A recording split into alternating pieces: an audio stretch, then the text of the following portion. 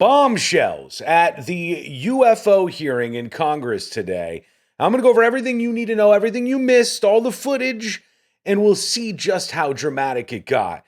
We start out at these UFO hearings with learning what this is all about. What's a UAP? And then, trust me, we'll get into the nitty gritty, the videos of these UFOs, and all of the actual testimony that went down.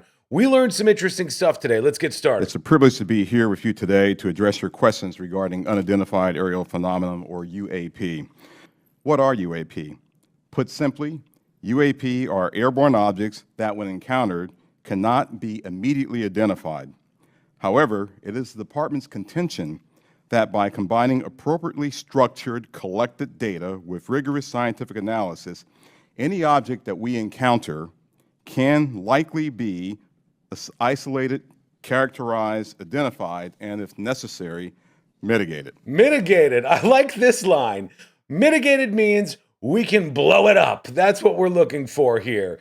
So far they say whatever we've found in the United States or around the world as far as UFOs go, we're pretty sure we can blow it up. With regard to the importance of transparency, the Department is fully committed to the principle of openness and accountability to the American people.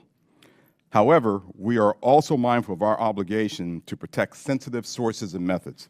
Our goal is to strike that delicate balance, one that enables us to maintain the public's trust while preserving those capabilities that are vital to the support of our service personnel. All right, this was a big part throughout these UFO hearings. Before we get into the footage and all this stuff, they said over and over that there's still stuff they're not willing to tell us. Big shock. The United States federal government doesn't want to be totally honest about everything. The reason why is, they said, if they shared this with us, it would reveal all the different ways that they gather information. Like, how do we know if Vladimir Putin has cancer right now? Or what military options North Korea is working on? Well, they don't want to give that information away, and they suggest that if they tell us the truth about UFOs and the whole truth, we might learn too much. In closing, the Department is committed to this effort and welcomes the challenge. We thank you for your committed support and look forward to your questions. Let me share with you the first video that we have here today, which shows an observation in real time.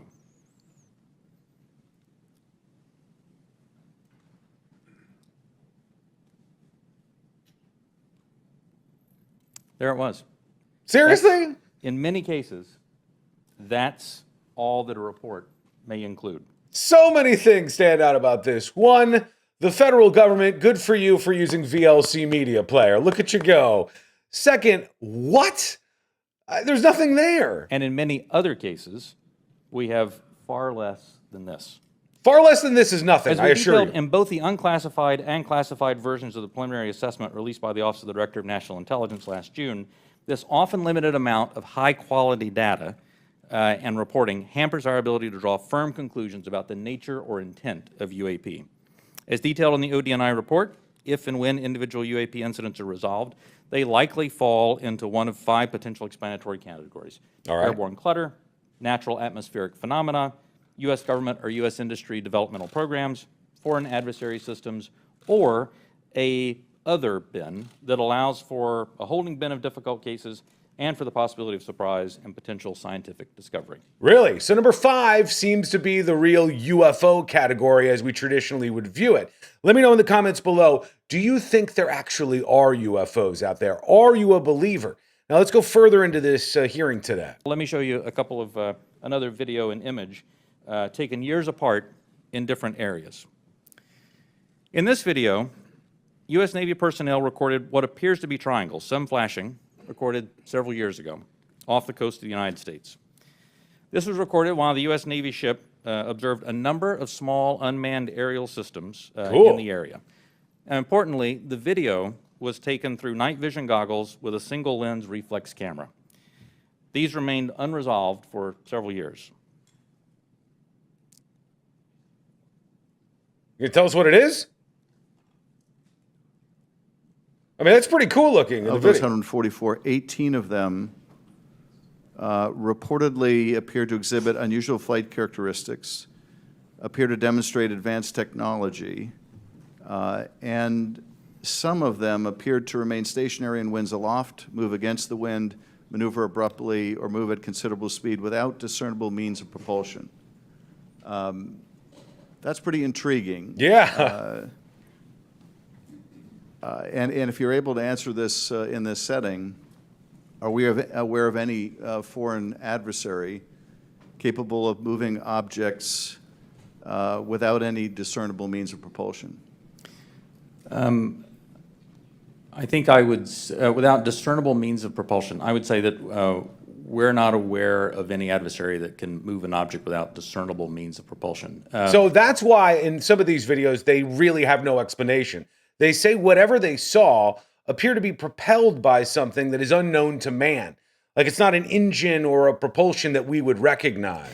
The question then becomes, in many of these cases where we don't have a discernible mean of propulsion in the data that we have, in some cases, there is likely sensor artifacts that may be hiding some of that. There's certainly some degree of something that looks like signature management that we have seen from some of these UAP, but I would caution. I would simply say that there are a number of events in which we do not have an explanation. And there are a small handful in which there are flight characteristics or signature management that we can't explain with the data that we have. We'll continue. Those are obviously the ones that are of most interest to us. Earlier, when we asked about how you avoid technological surprise, the biggest way you avoid technological surprise is by collecting this type of data and by, importantly, calibrating the assumptions that you go into with how you do that analysis. I'll tell you, within the UAP task force, we have one basic assumption, and that is that generally speaking, our sensors operate as designed. And we make that assumption because many times these are multi-sensor collections. We make no assumptions about the origin of this or that there may or may not be some sort of technology that we don't understand. That's, I think, the key to avoiding technological surprises by calibrating those assumptions. All right. It's also been reported that there have been UAP observed and interacting with and flying over sensitive military facilities, particularly, and not just ranges, but some facilities housing our strategic nuclear forces. One such incident allegedly occurred at Malmstrom Air Force Base, in which 10 of our nuclear ICBMs were rendered inoperable. At the same time, a glowing red orb was observed overhead. I'm not commenting on the accuracy of this. I'm simply asking you whether you're aware of it and whether you have any comment on the accuracy of that report. Let me pass that to Mr. Bray. Yeah, he doesn't want to take that question. Why do we have orbs over facilities where we have nuclear weapons? This is concerning. The last 3 years. That data is not within the holdings of the UAP task force. Okay, but are you aware of the report, or that the data exists somewhere? I have heard stories. I have not seen the official data on that. So you've just seen informal stories, no official assessment that you've done or exists within DoD that you're aware of regarding the Malmstrom incident? All I can speak to is what's within my cognizance of the UAP task force, and we have not looked at that incident. Well, I would say, it's a pretty high-profile incident. I don't claim to be an expert on this, but that's out there in the ether. You're the guys investigating it. I mean, who else is doing it? If something was officially brought to our attention, we would look at it. There are many things that are out there in the ether that aren't officially brought to our attention. So how would it have to be officially brought to your attention? I'm bringing it to your attention. Sure. It's pretty official. Sure. So we'll go back and take a look at it, but generally there is some authoritative figure that says there is an incident that occurred. We'd like you to look at this.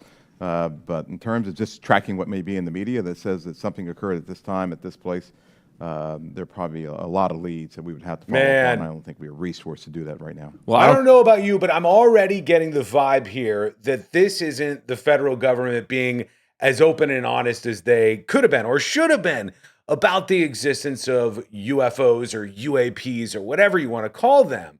I mean, right here, he's got an elected official bringing up a legitimate and interesting and kind of shocking question, and there's no answer here. And this came up time and time again. I don't claim to be an authoritative figure, but for what it's worth, I would like you to look into it. And Sure. if for no other reason, you could dismiss it and say this is not worth wasting resources on. Will do. And have we attempted to communicate with those objects? No. So we don't even put out alert saying, U.S. Identify yourself. You are, within our flight path or something like that. We haven't said anything like that? We've not put anything out like that. Generally speaking, for example, in the video that we showed earlier, it appears to be something that is, unmanned, appears to be something that may or may not be in controlled flight, and so we've not attempted any communication with that. Awesome.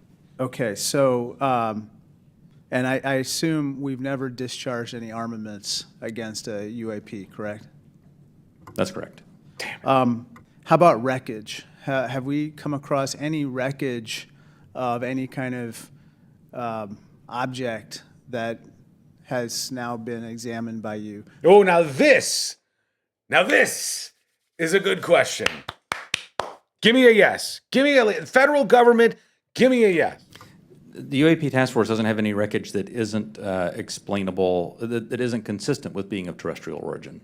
Do we have any sensors underwater to detect on submerged UAPs?